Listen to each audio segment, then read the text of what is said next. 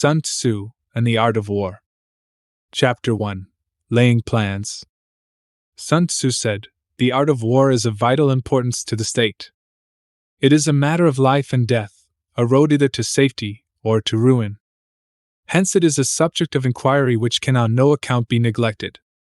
The art of war, then, is governed by 5 constant factors, to be taken into account in one's deliberations, when seeking to determine the conditions obtaining in the field. These are 1. The moral law, 2. Heaven, 3. Earth, 4. The commander, 5. Method and discipline. The moral law causes the people to be in complete accord with their ruler, so that they will follow him regardless of their lives, undismayed by any danger. Heaven signifies night and day, cold and heat, times and seasons. Earth comprises distances, great and small, danger and security, open ground and narrow passes, the chances of life and death. The commander stands for the virtues of wisdom, sincerity, benevolence, courage, and strictness. By method and discipline are to be understood the marshalling of the army in its proper subdivisions, the gradations of rank among the officers, the maintenance of roads by which supplies may reach the army, and the control of military expenditure. These 5 heads should be familiar to every general. He who knows them will be victorious. He who knows them not will fail. Therefore, in your deliberations, when seeking to determine the military conditions, let them be made the basis of a comparison, in this wise: 1. Which of the 2 sovereigns is imbued with the moral law? 2. Which of the 2 generals has most ability? 3. With whom lie the advantages derived from heaven and earth? 4. On which side is discipline most rigorously enforced? 5. Which army is the stronger? 6. On which side are officers and men more highly trained? 7. In which army is there the greater constancy both in reward and punishment? By means of these 7 considerations I can forecast victory or defeat. The general that hearkens to my counsel and acts upon it will conquer. Let such a one be retained in command. The general that hearkens not to my counsel nor acts upon it will suffer defeat. Let such a one be dismissed. While heeding the profit of my counsel, avail yourself also of any helpful circumstances over and beyond the ordinary rules. According as circumstances are favorable, one should modify one's plans. All warfare is based on deception. Hence, when able to attack, we must seem unable. When using our forces, we must seem inactive. When we are near, we must make the enemy believe we are far away. When far away, we must make him believe we are near. Hold out baits to entice the enemy. Feign disorder, and crush him. If he is secure at all points, be prepared for him. If he is in superior strength, evade him. If your opponent is of choleric temper, seek to irritate him. Pretend to be weak, that he may grow arrogant. If he is taking his ease, give him no rest. If his forces are united, separate them. Attack him where he is unprepared, appear where you are not expected. These military devices, leading to victory, must not be divulged beforehand. Now the general who wins a battle makes many calculations in his temple ere the battle is fought. The general who loses a battle makes but few calculations beforehand. Thus do many calculations lead to victory, and few calculations to defeat. How much more no calculation at all? It is by attention to this point that I can foresee who is likely to win or lose. Sun-Tzu and the Art of War. Chapter 2. Waging War. Sun-Tzu said, "In the operations of war, where there are in the field 1,000 swift chariots, as many heavy chariots, and 100,000 mail-clad soldiers, with provisions enough to carry them 1,000 li, the expenditure at home and at the front, including entertainment of guests, small items such as glue and paint, and sums spent on chariots and armor, will reach the total of 1,000 ounces of silver per day. Such is the cost of raising an army of 100,000 men. When you engage in actual fighting, if victory is long in coming, the men's weapons will grow dull and their ardor will be damped. If you lay siege to a town, you will exhaust your strength. Again, if the campaign is protracted, the resources of the state will not be equal to the strain. Now, when your weapons are dulled, your ardor damped, your strength exhausted, and your treasure spent, other chieftains will spring up to take advantage of your extremity. Then no man, however wise, will be able to avert the consequences that must ensue. Thus, though we have heard of stupid haste in war, cleverness has never been seen associated with long delays. There is no instance of a country having benefited from prolonged warfare. It is only one who is thoroughly acquainted with the evils of war that can thoroughly understand the profitable way of carrying it on. The skillful soldier does not raise a second levy, either are his supply wagons loaded more than twice. Bring more material with you from home, but forage on the enemy. Thus the army will have food enough for its needs. Poverty of the state exchequer causes an army to be maintained by contributions from a distance. Contributing to maintain an army at a distance causes the people to be impoverished. On the other hand, the proximity of an army causes prices to go up, and high prices cause the people's substance to be drained away. When their substance is drained away, the peasantry will be afflicted by heavy exactions. With this loss of substance and exhaustion of strength, the homes of the people will be stripped bare, and 3/10 of their incomes will be dissipated, while government expenses for broken chariots, worn-out horses, breastplates and helmets, bows and arrows, spears and shields, protective mantlets, draft oxen and heavy wagons, will amount to 4/10 of its total revenue. Hence a wise general makes a point of foraging on the enemy. 1 cartload of the enemy's provisions is equivalent to 20 of one's own, and likewise a single pickle of his provender is equivalent to 20 from one's own store. Now, in order to kill the enemy, our men must be roused to anger. That there may be advantage from defeating the enemy, they must have their rewards. Therefore, in chariot fighting, when 10 or more chariots have been taken, those should be rewarded who took the first. Our own flags should be substituted for those of the enemy, and the chariots mingled and used in conjunction with ours. The captured soldiers should be kindly treated and kept. This is called using the conquered foe to augment one's own strength. In war, then, let your great object be victory, not lengthy campaigns. Thus it may be known that the leader of armies is the arbiter of the people's fate, the man on whom it depends whether the nation shall be in peace or in peril. Sun-Tzu and the Art of War. Chapter 3. Attack by Stratagem. Sun-Tzu said, "In the practical art of war, the best thing of all is to take the enemy's country whole and intact. To shatter and destroy it is not so good. So, too, it is better to capture an army entire than to destroy it, to capture a regiment, a detachment, or a company entire than to destroy them. Hence to fight and conquer in all your battles is not supreme excellence. Supreme excellence consists in breaking the enemy's resistance without fighting. Thus the highest form of generalship is to balk the enemy's plans. The next best is to prevent the junction of the enemy's forces. The next in order is to attack the enemy's army in the field, and the worst policy of all is to besiege walled cities.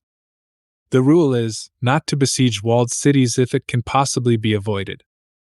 The preparation of mantlets, movable shelters, and various implements of war will take up 3 whole months, and the piling up of mounds over against the walls will take 3 months more.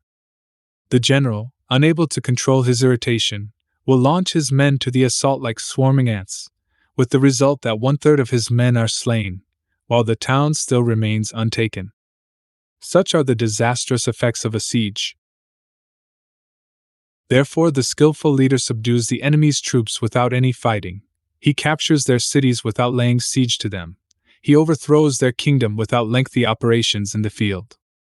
With his forces intact he will dispute the mastery of the empire, and thus, without losing a man, his triumph will be complete. This is the method of attacking by stratagem.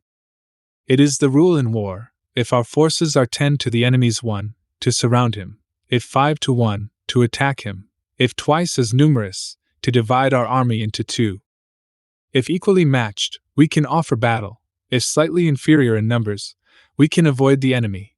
If quite unequal in every way, we can flee from him. Hence, though an obstinate fight may be made by a small force, In the end, it must be captured by the larger force.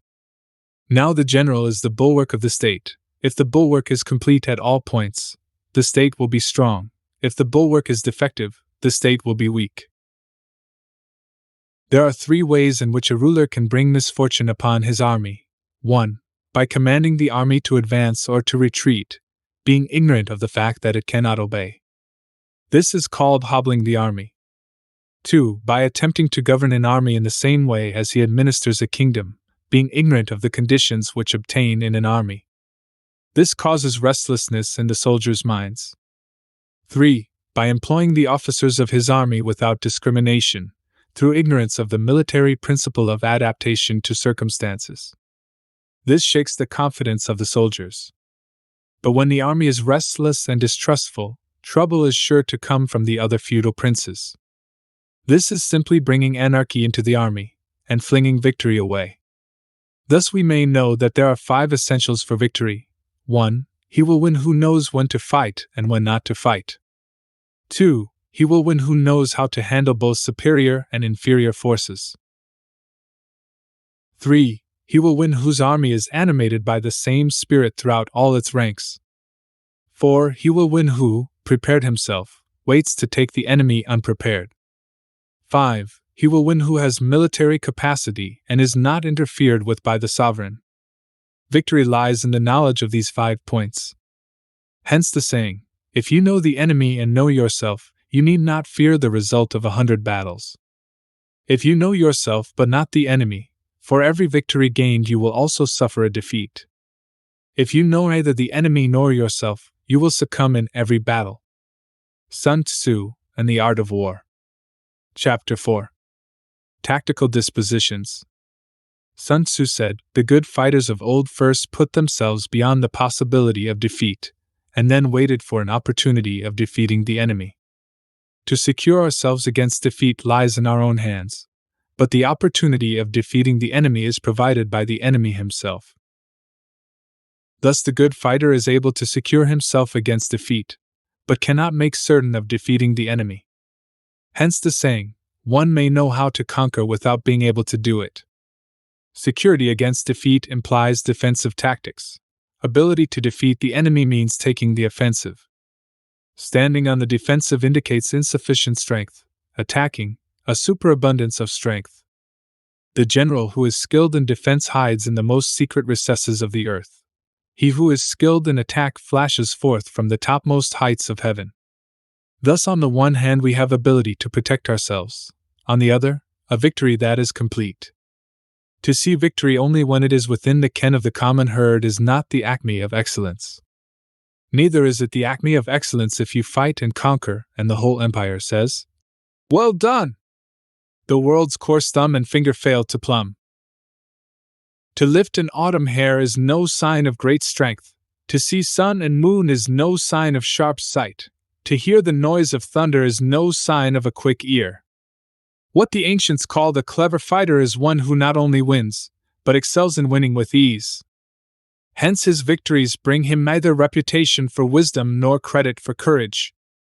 He wins his battles by making no mistakes. Making no mistakes is what establishes the certainty of victory, for it means conquering an enemy that is already defeated. Hence the skillful fighter puts himself into a position which makes defeat impossible, and does not miss the moment for defeating the enemy.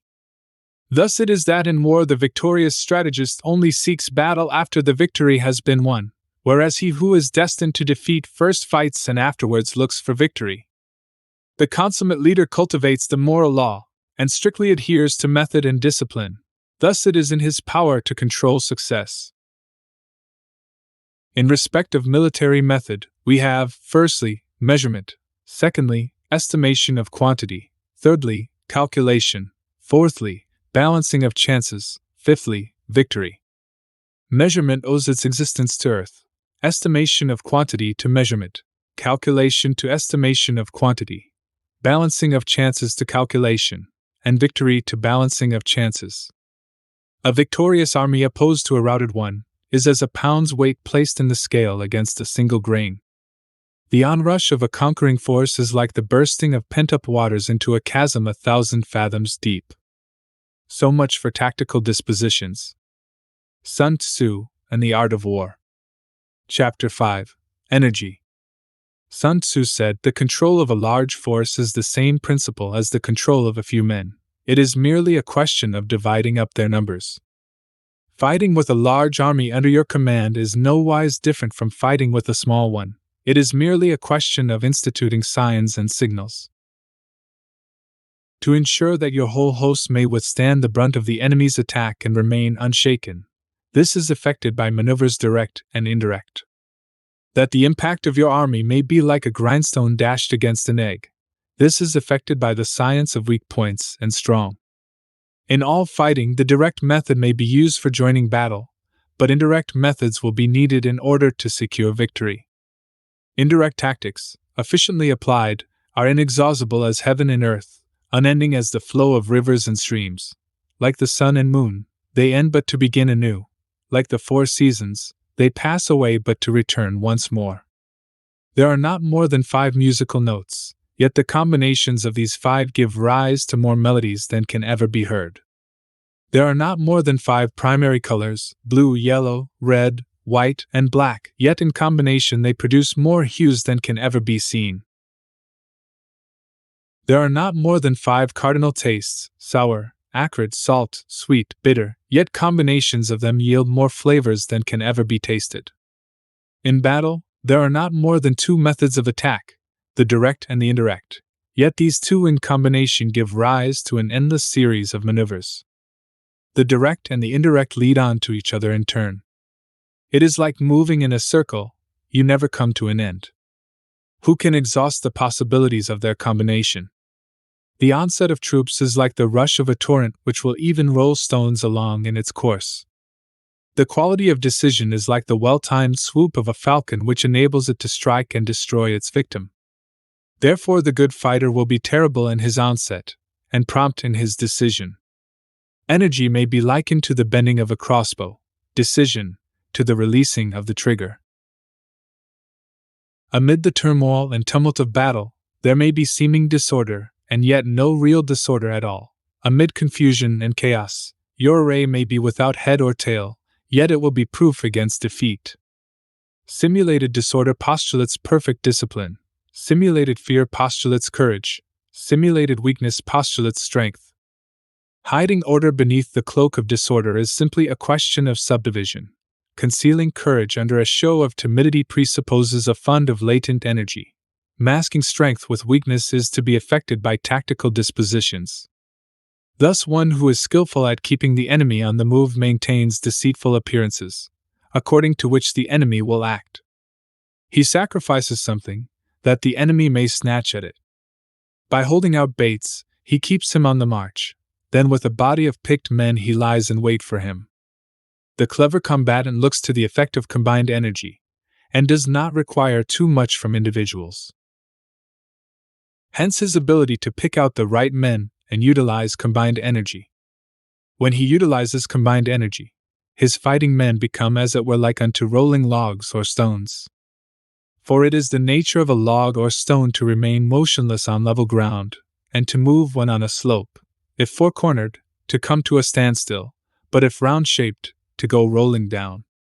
Thus the energy developed by good fighting men is as the momentum of a round stone rolled down a mountain thousands of feet in height. So much on the subject of energy. Sun-Tzu and the Art of War. Chapter 6. Weak points and strong. Sun-Tzu said, "Whoever is first in the field and awaits the coming of the enemy will be fresh for the fight. Whoever is second in the field and has to hasten to battle will arrive exhausted." Therefore the clever combatant imposes his will on the enemy, but does not allow the enemy's will to be imposed on him. By holding out advantages to him, he can cause the enemy to approach of his own accord, or, by inflicting damage, he can make it impossible for the enemy to draw near. If the enemy is taking his ease, he can harass him. If well supplied with food, he can starve him out. If quietly encamped, he can force him to move. Appear at points which the enemy must hasten to defend. March swiftly to places where you are not expected. An army may march great distances without distress, if it marches through country where the enemy is not. You can be sure of succeeding in your attacks if you only attack places which are undefended. You can ensure the safety of your defense if you only hold positions that cannot be attacked. Hence, that general is skillful in attack whose opponent does not know what to defend, and he is skillful in defense whose opponent does not know what to attack. O divine art of subtlety and secrecy! Through you we learn to be invisible, through you inaudible, and hence we can hold the enemy's fate in our hands. You may advance and be absolutely irresistible, if you make for the enemy's weak points. You may retire and be safe from pursuit if your movements are more rapid than those of the enemy. If we wish to fight, the enemy can be forced to an engagement even though he be sheltered behind a high rampart and a deep ditch. All we need do is attack some other place that he will be obliged to relieve. If we do not wish to fight, we can prevent the enemy from engaging us even though the lines of our encampment be merely traced out on the ground. All we need do is to throw something odd and unaccountable in his way. By discovering the enemy's dispositions and remaining invisible ourselves, we can keep our forces concentrated, while the enemy's must be divided. We can form a single united body, while the enemy must split up into fractions. Hence there will be a whole pitted against separate parts of a whole, which means that we shall be many to the enemy's few. And if we are able thus to attack an inferior force with a superior one, our opponents will be in dire straits. The spot where we intend to fight must not be made known, for then the enemy will have to prepare against a possible attack at several different points, and his forces being thus distributed in many directions, the numbers we shall have to face at any given point will be proportionately few. For should the enemy strengthen his van, he will weaken his rear. Should he strengthen his rear, he will weaken his van. Should he strengthen his left, he will weaken his right. Should he strengthen his right, he will weaken his left. If he sends reinforcements everywhere, he will everywhere be weak. Numerical weakness comes from having to prepare against possible attacks. Numerical strength, from compelling our adversary to make these preparations against us. Knowing the place and the time of the coming battle, we may concentrate from the greatest distances in order to fight. But if neither time nor place be known, then the left wing will be impotent to succor the right equally impotent to succor the left, the van unable to relieve the rear, or the rear to support the van. How much more so if the furthest portions of the army are anything under 100 li apart, and even the nearest are separated by several li. Though according to my estimate the soldiers of you exceed our own in number, that shall advantage them nothing in the matter of victory. I say then that victory can be achieved. Though the enemy be stronger in numbers, we may prevent him from fighting. Scheme so as to discover his plans and the likelihood of their success. Rouse him, and learn the principle of his activity or inactivity. Force him to reveal himself, so as to find out his vulnerable spots. Carefully compare the opposing army with your own, so that you may know where strength is superabundant and where it is deficient. In making tactical dispositions, the highest pitch you can attain is to conceal them. Conceal your dispositions, and you will be safe from the prying of the subtlest spies, from the machinations of the wisest brains. How victory may be produced for them out of the enemy's own tactics, that is what the multitude cannot comprehend. All men can see the tactics whereby I conquer, but what none can see is the strategy out of which victory is evolved. Do not repeat the tactics which have gained you one victory, but let your methods be regulated by the infinite variety of circumstances. Military tactics are like unto water, for water in its natural course runs away from high places and hastens downwards. So in war, the way is to avoid what is strong and to strike at what is weak. Water shapes its course according to the nature of the ground over which it flows. The soldier works out his victory in relation to the foe whom he is facing. Therefore, just as water retains no constant shape, so in warfare there are no constant conditions. He who can modify his tactics in relation to his opponent, and thereby succeed in winning, may be called a heaven-born captain. The 5 elements water, fire, wood, metal, earth are not always equally predominant. The 4 seasons make way for each other in turn. There are short days and long. The moon has its periods of waning and waxing. Sun-Tzu and the Art of War. Chapter 7. Maneuvering. Sun-Tzu said, "In war, the general receives his commands from the sovereign. Having collected an army and concentrated his forces, he must blend and harmonize the different elements thereof before pitching his camp. After that comes tactical maneuvering, than which there is nothing more difficult." The difficulty of tactical maneuvering consists in turning the devious into the direct, and misfortune into gain. Thus, to take a long and circuitous route, after enticing the enemy out of the way, and though starting after him, to contrive to reach the goal before him, shows knowledge of the artifice of deviation. Maneuvering with an army is advantageous; with an undisciplined multitude, most dangerous. If you set a fully equipped army in march in order to snatch an advantage, the chances are that you will be too late. On the other hand, to detach a flying column for the purpose involves the sacrifice of its baggage and stores. Thus, if you order your men to roll up their buff coats, and make forced marches without halting day or night, covering double the usual distance at a stretch, doing 100 li in order to wrest an advantage, the leaders of all your 3 divisions will fall into the hands of the enemy. The stronger men will be in front, the jaded ones will fall behind, and on this plan only 1/10 of your army will reach its destination. If you march 50 li in order to outmaneuver the enemy, you will lose the leader of your first division, and only half your force will reach the goal. If you march 30 li with the same object, 2/3 of your army will arrive. We may take it then that an army without its baggage train is lost, without provisions it is lost, without bases of supply it is lost. We cannot enter into alliances until we are acquainted with the designs of our neighbors. We are not fit to lead an army on the march unless we are familiar with the face of the country, its mountains and forests, its pitfalls and precipices, its marshes and swamps. We shall be unable to turn natural advantages to account unless we make use of local guides. In war, practice dissimulation, and you will succeed. Move only if there is a real advantage to be gained. Whether to concentrate or to divide your troops must be decided by circumstances. Let your rapidity be that of the wind, your compactness that of the forest. In raiding and plundering be like fire, in immovability like a mountain. Let your plans be dark and impenetrable as night, and when you move, fall like a thunderbolt. When you plunder a countryside, let the spoil be divided amongst your men. When you capture new territory, cut it up into allotments for the benefit of the soldiery. Ponder and deliberate before you make a move. He will conquer who has learnt the artifice of deviation. Such is the art of maneuvering. The Book of Army Management says, "On the field of battle, the spoken word does not carry far enough, hence the institution of gongs and drums. Nor can ordinary objects be seen clearly enough, hence the institution of banners and flags." Gongs and drums, banners and flags, are means whereby the ears and eyes of the host may be focused on one particular point. The host thus forming a single united body, is it impossible either for the brave to advance alone, or for the cowardly to retreat alone.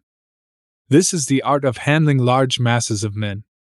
In night fighting, then, make much use of signifiers and drums, and in fighting by day, of flags and banners, as a means of influencing the ears and eyes of your army.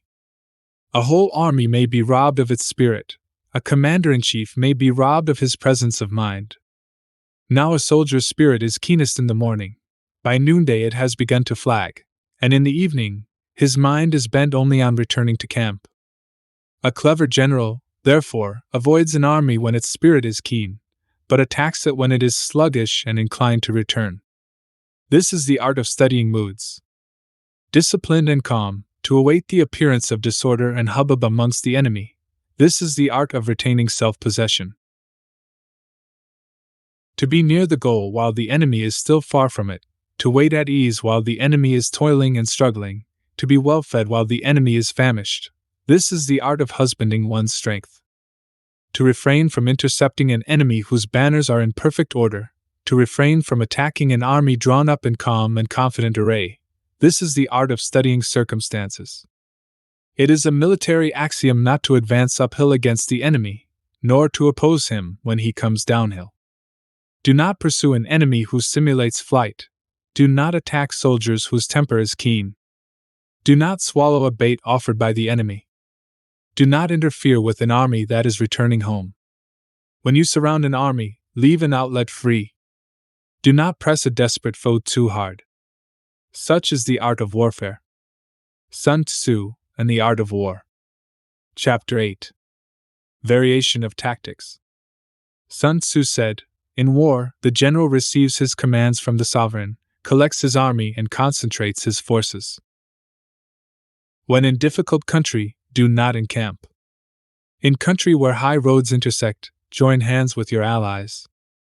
Do not linger in dangerously isolated positions. In hemmed-in situations, you must resort to stratagem. In a desperate position, you must fight.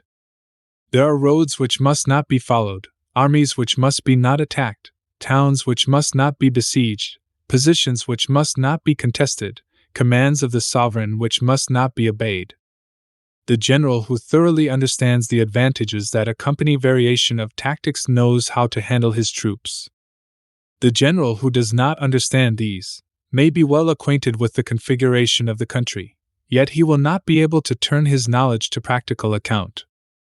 So, the student of war who is unversed in the art of war of varying his plans, even though he be acquainted with the 5 advantages, will fail to make the best use of his men.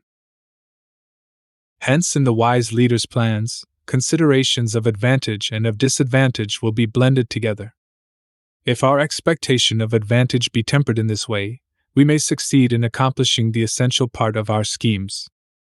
If, on the other hand, in the midst of difficulties we are always ready to seize an advantage, we may extricate ourselves from misfortune. Reduce the hostile chiefs by inflicting damage on them, and make trouble for them, and keep them constantly engaged. Hold out specious allurements, and make them rush to any given point.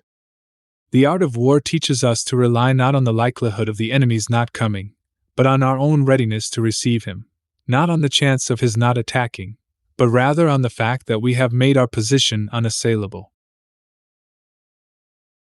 There are 5 dangerous faults which may affect a general. 1. Recklessness, which leads to destruction. 2. Cowardice, which leads to capture. 3. A hasty temper, which can be provoked by insults. 4. A delicacy of honor which is sensitive to shame. 5. Over-solicitude for his men, which exposes him to worry and trouble. These are the 5 besetting sins of a general, ruinous to the conduct of war. When an army is overthrown and its leader slain, the cause will surely be found among these 5 dangerous faults. Let them be a subject of meditation. Sun-Tzu and the Art of War. Chapter 9. The Army on the March. Sun-Tzu said, "We come now to the question of encamping the army, and observing signs of the enemy. Pass quickly over mountains, and keep in the neighborhood of valleys. Camp in high places, facing the sun. Do not climb heights in order to fight." So much for mountain warfare. After crossing a river, you should get far away from it. When an invading force crosses a river in its onward march, do not advance to meet it in midstream. It will be best to let half the army get across, and then deliver your attack. If you are anxious to fight, you should not go to meet the invader near a river which he has to cross. Moor your craft higher up than the enemy, and facing the sun. Do not move upstream to meet the enemy. So much for river warfare. In crossing salt marshes, your sole concern should be to get over them quickly, without any delay. If forced to fight in a salt marsh, you should have water and grass near you, and get your back to a clump of trees. So much for operations in salt marshes. In dry, level country, take up an easily accessible position with rising ground to your right and on your rear, so that the danger may be in front, and safety lie behind. So much for campaigning in flat country. These are the 4 useful branches of military knowledge which enabled the Yellow Emperor to vanquish for several sovereigns. All armies prefer high ground to low, and sunny places to dark. If you are careful of your men, and camp on hard ground, the army will be free from disease of every kind, and this will spell victory. When you come to a hill or a bank, occupy the sunny side, with the slope on your right rear. Thus you will at once act for the benefit of your soldiers and utilize the natural advantages of the ground. When, in consequence of heavy rains up country, a river which you wish to ford is swollen and flecked with foam, you must wait until it subsides. Country in which there are precipitous cliffs with torrents running between, deep natural hollows, confined places, tangled thickets, quagmires and crevasses, should be left with all possible speed and not approached.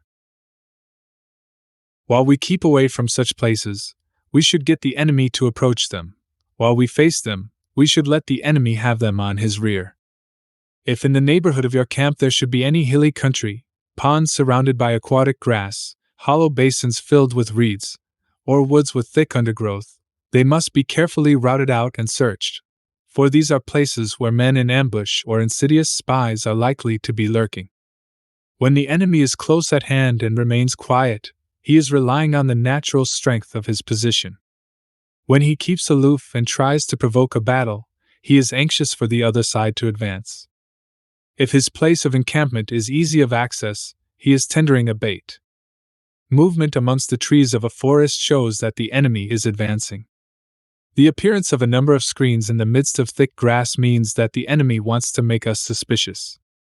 The rising of birds in their flight is the sign of an ambuscade. Startled beasts indicate that a sudden attack is coming. When there is dust rising in a high column, it is the sign of chariots advancing. When the dust is low, but spread over a wide area, it betokens the approach of infantry. When it branches out in different directions, it shows that parties have been sent to collect firewood. A few clouds of dust moving to and fro signify that the army is encamping. Humble words and increased preparations are signs that the enemy is about to advance. Violent language and driving forward as if to the attack are signs that he will retreat. When the light chariots come out first and take up a position on the wings, it is a sign that the enemy is forming for battle. Peace proposals unaccompanied by a sworn covenant indicate a plot. When there is much running about and the soldiers fall into rank, it means that the critical moment has come. When some are seen advancing and some retreating, it is a lure. When the soldiers stand leaning on their spears, they are faint from want of food. If those who are sent to draw water begin by drinking themselves, the army is suffering from thirst. If the enemy sees an advantage to be gained and makes no effort to secure it, the soldiers are exhausted. If birds gather on any spot, it is unoccupied.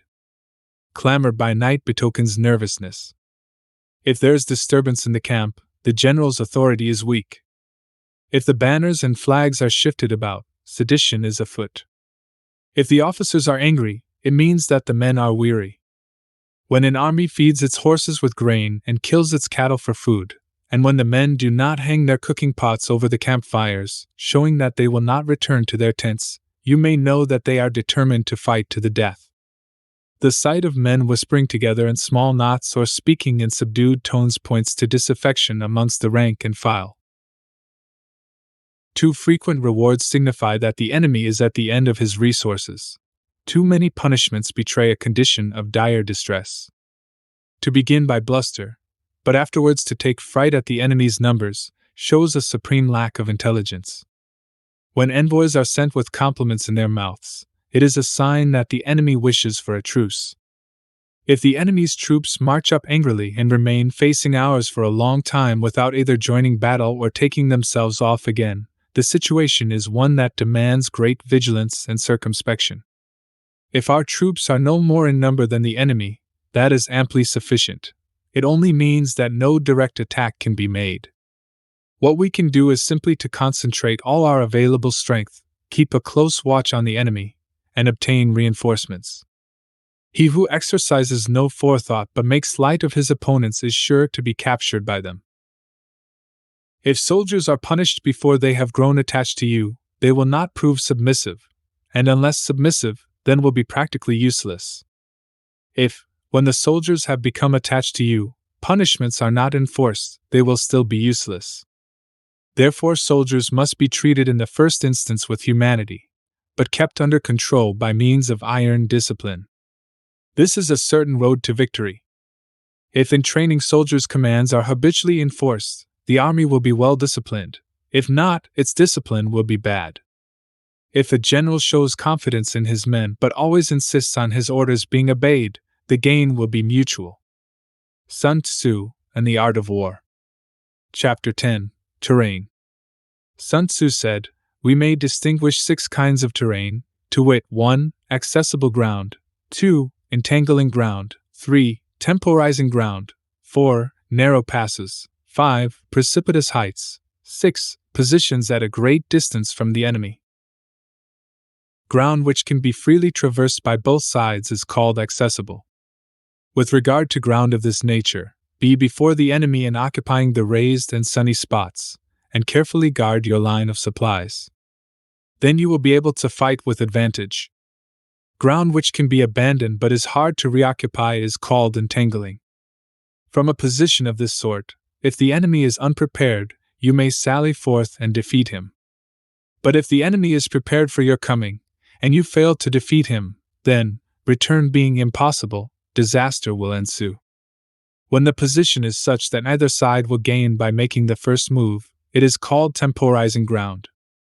In a position of this sort, even though the enemy should offer us an attractive bait, it will be advisable not to stir forth, but rather to retreat, thus enticing the enemy in his turn. Then, when part of his army has come out, we may deliver our attack with advantage. With regard to narrow passes, if you can occupy them first, let them be strongly garrisoned and await the advent of the enemy. Should the enemy forestall you in occupying a pass, do not go after him if the pass is fully garrisoned, but only if it is weakly garrisoned. With regard to precipitous heights, if you are beforehand with your adversary, you should occupy the raised and sunny spots, and there wait for him to come up. If the enemy has occupied them before you, do not follow him, but retreat and try to entice him away. If you are situated at a great distance from the enemy, and the strength of the 2 armies is equal, it is not easy to provoke a battle, and fighting will be to your disadvantage. These 6 are the principles connected with earth. The general who has attained a responsible post must be careful to study them. Now an army is exposed to 6 several calamities, not arising from natural causes, but from faults for which the general is responsible. These are 1. Flight, 2. Insubordination, 3. Collapse, 4. Ruin, 5. Disorganization, 6. Rout. Other conditions being equal, if one force is hurled against another 10 times its size, the result will be the flight of the former. When the common soldiers are too strong and their officers too weak, the result is insubordination. When the officers are too strong and the common soldiers too weak, the result is collapse. When the higher officers are angry and insubordinate, and on meeting the enemy give battle on their own account from a feeling of resentment, before the commander-in-chief can tell whether or no he is in a position to fight, the result is ruin. When the general is weak and without authority, when his orders are not clear and distinct, when there are no fixed duties assigned to officers and men, and the ranks are formed in a slovenly haphazard manner, the result is utter disorganization. When a general, unable to estimate the enemy's strength, allows an inferior force to engage a larger one, or hurls a weak detachment against a powerful one, and neglects to place picked soldiers in the front rank, the result must be a rout. These are 6 ways of courting defeat, which must be carefully noted by the general who has attained a responsible post. The natural formation of the country is the soldier's best ally, but a power of estimating the adversary, of controlling the forces of victory, and of shrewdly calculating difficulties, dangers, and distances, constitutes the test of a great general. He who knows these things, and in fighting puts his knowledge into practice, will win his battles. He who knows them not, nor practices them, will surely be defeated. If fighting is sure to result in victory, then you must fight, even though the ruler forbid it. If fighting will not result in victory, then you must not fight even at the ruler's bidding. The general who advances without coveting fame and retreats without fearing disgrace, whose only thought is to protect his country and do good service for his sovereign, is the jewel of the kingdom. Regard your soldiers as your children, and they will follow you into the deepest valleys. Look on them as your own beloved sons, and they will stand by you even unto death.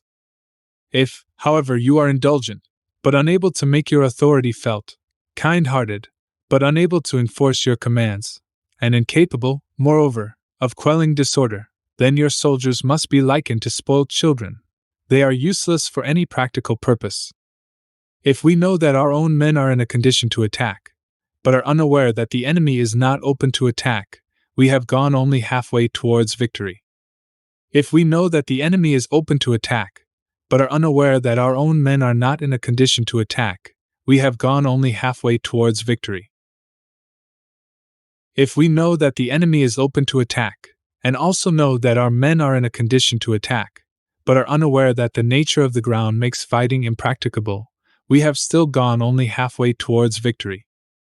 Hence the experienced soldier, once in motion, is never bewildered. Once he has broken camp, he is never at a loss. Hence the saying, if you know the enemy and know yourself, your victory will not stand in doubt. If you know heaven and know earth, you may make your victory complete. Sun-Tzu and the Art of War. Chapter 11. The 9 Situations. Sun-Tzu said, the art of war recognizes 9 varieties of ground: 1. Dispersive ground, 2. Facile ground, 3. Contentious ground, 4. Open ground, 5. Ground of intersecting highways, 6. Serious ground, 7. Difficult ground, 8. Hemmed-in ground, 9. Desperate ground. When a chieftain is fighting in his own territory, it is dispersive ground.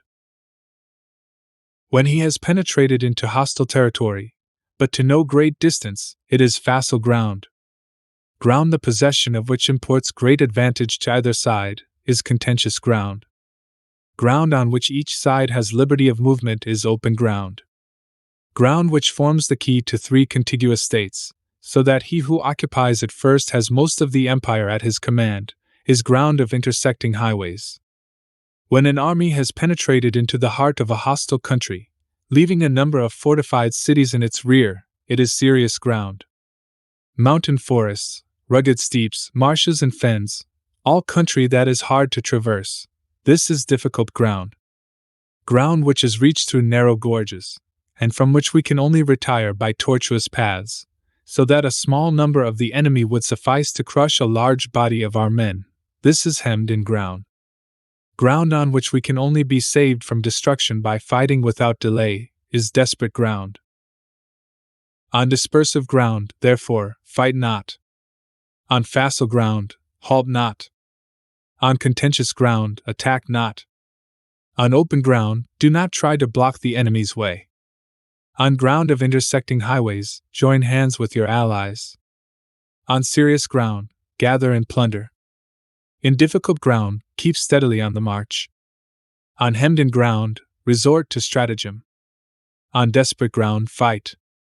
Those who were called skillful leaders of old knew how to drive a wedge between the enemy's front and rear, to prevent cooperation between his large and small divisions, to hinder the good troops from rescuing the bad, the officers from rallying their men. When the enemy's men were scattered, they prevented them from concentrating. Even when their forces were united, they managed to keep them in disorder. When it was to their advantage, they made a forward move. When otherwise, they stopped still. If asked how to cope with a great host of the enemy in orderly array and on the point of marching to the attack, I should say, begin by seizing something which your opponent holds dear, then he will be amenable to your will. Rapidity is the essence of war. Take advantage of the enemy's unreadiness, make your way by unexpected routes, and attack unguarded spots. The following are the principles to be observed by an invading force. The further you penetrate into a country, the greater will be the solidarity of your troops, and thus the defenders will not prevail against you. Make forays in fertile country in order to supply your army with food. Carefully study the well-being of your men, and do not overtax them. Concentrate your energy and hoard your strength. Keep your army continually on the move, and devise unfathomable plans. Throw your soldiers into positions whence there is no escape, and they will prefer death to flight. If they will face death, there is nothing they may not achieve. officers and men alike will put forth their uttermost strength. Soldiers, when in desperate straits, lose the sense of fear. If there is no place of refuge, they will stand firm. If they are in the heart of a hostile country, they will show a stubborn front. If there is no help for it, they will fight hard.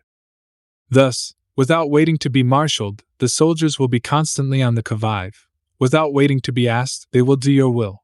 Without restrictions, they will be faithful. Without giving orders, they can be trusted. Prohibit the taking of omens, and do away with superstitious doubts. Then, until death itself comes, no calamity need be feared. If our soldiers are not overburdened with money, it is not because they have a distaste for riches.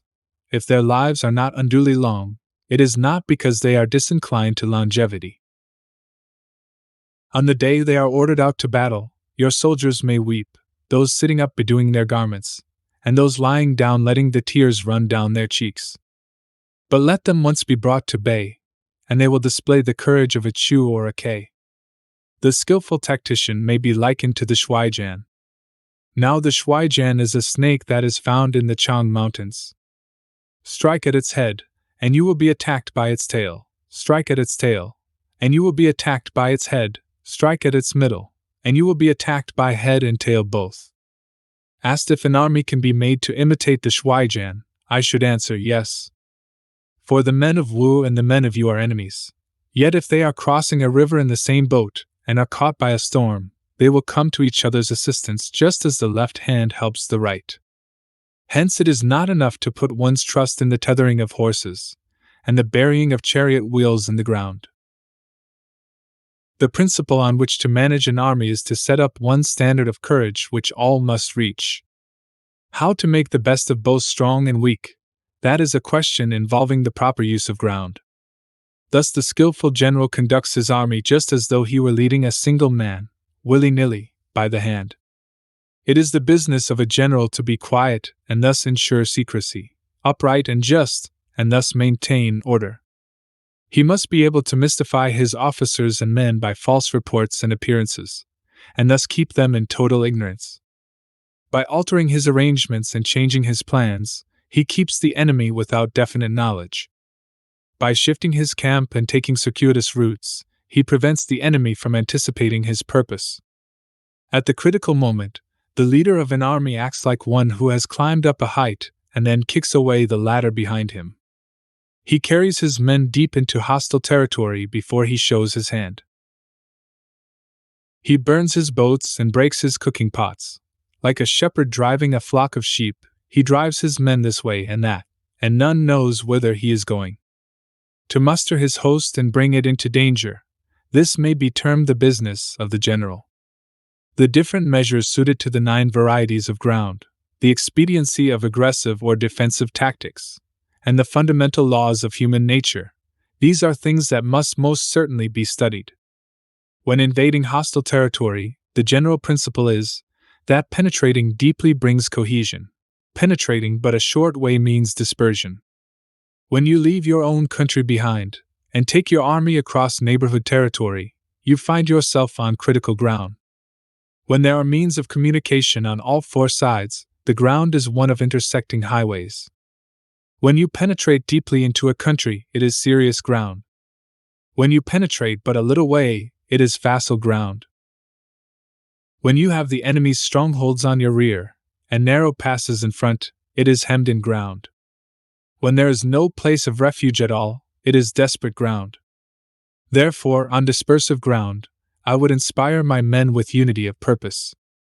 On facile ground, I would see that there is close connection between all parts of my army. On contentious ground, I would hurry up my rear. On open ground, I would keep a vigilant eye on my defenses. On ground of intersecting highways, I would consolidate my alliances. On serious ground, I would try to ensure a continuous stream of supplies. On difficult ground, I would keep pushing on along the road. On hemmed-in ground, I would block any way of retreat. On desperate ground, I would proclaim to my soldiers the hopelessness of saving their lives. For it is the soldier's disposition to offer an obstinate resistance when surrounded, to fight hard when he cannot help himself, and to obey promptly when he has fallen into danger. We cannot enter into alliance with neighboring princes until we are acquainted with their designs. We are not fit to lead an army on the march unless we are familiar with the face of the country, its mountains and forests, its pitfalls and precipices, its marshes and swamps. We shall be unable to turn natural advantages to account unless we make use of local guides. To be ignorant of any one of the following 4 or 5 principles does not befit a warlike prince. When a warlike prince attacks a powerful state, his generalship shows itself in preventing the concentration of the enemy's forces. He overawes his opponents, and their allies are prevented from joining against him. Hence he does not strive to ally himself with all and sundry, nor does he foster the power of other states. He carries out his own secret designs, keeping his antagonists in awe. Thus he is able to capture their cities and overthrow their kingdoms. Bestow rewards without regard to rule, issue orders without regard to previous arrangements, and you will be able to handle a whole army as though you had to do with but a single man.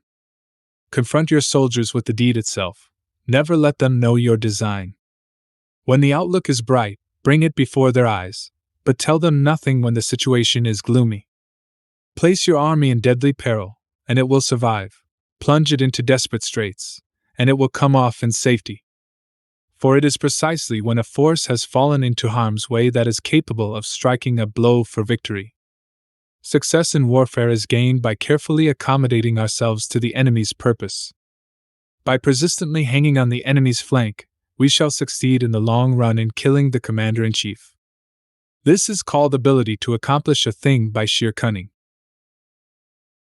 On the day that you take up your command, block the frontier passes, destroy the official tallies, and stop the passage of all emissaries.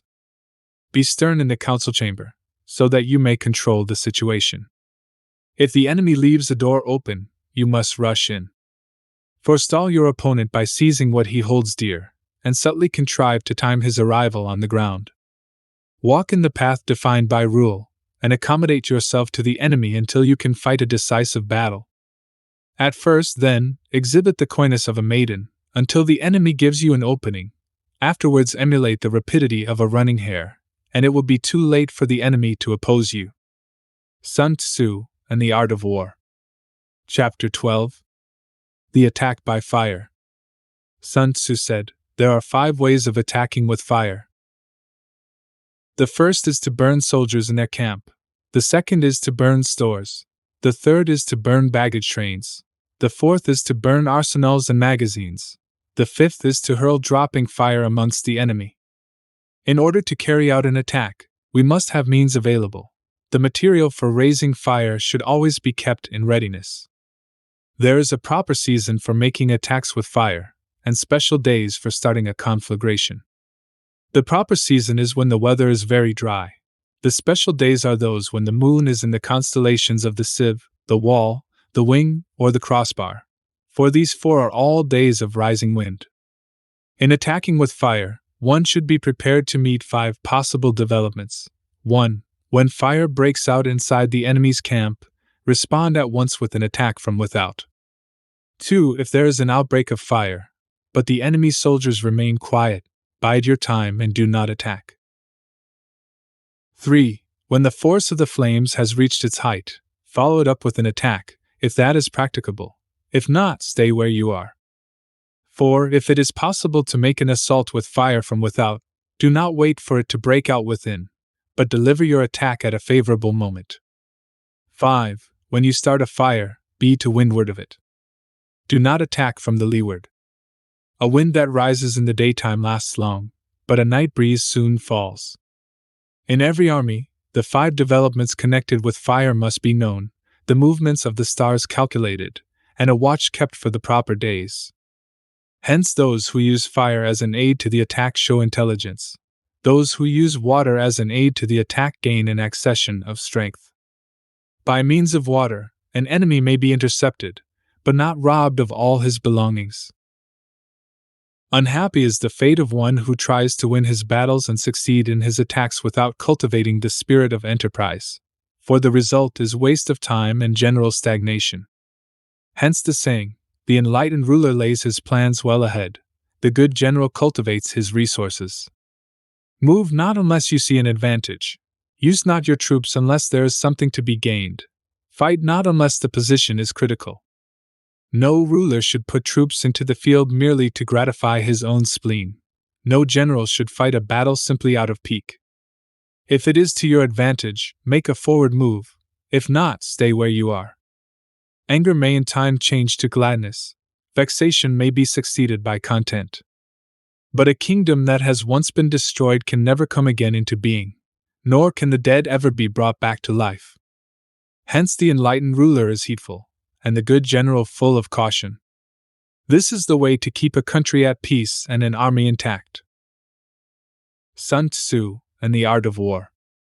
Chapter 13. The Use of Spies. Sun-Tzu said, raising a host of 100,000 men and marching them great distances entails heavy loss on the people and a drain on the resources of the state. The daily expenditure will amount to 1,000 ounces of silver. There will be commotion at home and abroad, and men will drop down exhausted on the highways. As many as 700,000 families will be impeded in their labor. Hostile armies may face each other for years, striving for the victory which is decided in a single day. This being so, to remain in ignorance of the enemy's condition simply because one grudges the outlay of 100 ounces of silver in honors and emoluments, is the height of inhumanity. One who acts thus is no leader of men, no present help to his sovereign, no master of victory. Thus, what enables the wise sovereign and the good general to strike and conquer, and achieve things beyond the reach of ordinary men, is foreknowledge. Now this foreknowledge cannot be elicited from spirits. It cannot be obtained inductively from experience, nor by any deductive calculation. Knowledge of the enemy's dispositions can only be obtained from other men. Hence the use of spies, of whom there are 5 classes: 1. Local spies, 2. Inward spies, 3. Converted spies, 4. Doomed spies, 5. Surviving spies. When these 5 kinds of spy are all at work, none can discover the secret system. This is called divine manipulation of the threads. It is the sovereign's most precious faculty. Having local spies means employing the services of the inhabitants of a district. Having inward spies, making use of officials of the enemy. Having converted spies, getting hold of the enemy's spies and using them for our own purposes. Having doomed spies, doing certain things openly for purposes of deception, and allowing our own spies to know of them and report them to the enemy. Surviving spies, finally, are those who bring back news from the enemy's camp. Hence it is that with none in the whole army are more intimate relations to be maintained than with spies. None should be more liberally rewarded. In no other business should greater secrecy be preserved. Spies cannot be usefully employed without a certain intuitive sagacity. They cannot be properly managed without benevolence and straightforwardness. Without subtle ingenuity of mind, one cannot make certain of the truth of their reports. Be subtle, and use your spies for every kind of business. If a secret piece of news is divulged by a spy before the time is ripe, he must be put to death together with the man to whom the secret was told. Whether the object be to crush an army, to storm a city, or to assassinate an individual, it is always necessary to begin by finding out the names of the attendants, the aides-de-camp, the doorkeepers and sentries of the general in command.